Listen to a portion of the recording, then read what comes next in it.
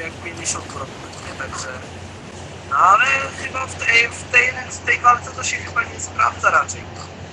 No, żeby tego nie przegrał. Traf! Tak, senior food designer!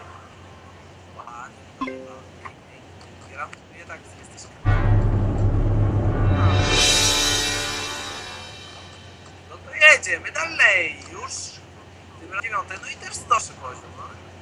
Fajnie to... Są duże szanse, ale miał farta, skurwysyn. Dobra, jedziemy, spróbujmy jeszcze raz. No to jest nasza ostatnia próba, także będziemy oglądać na żywo.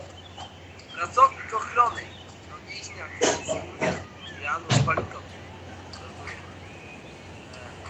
Nie Palikon, a raczej Janusz Zalewski.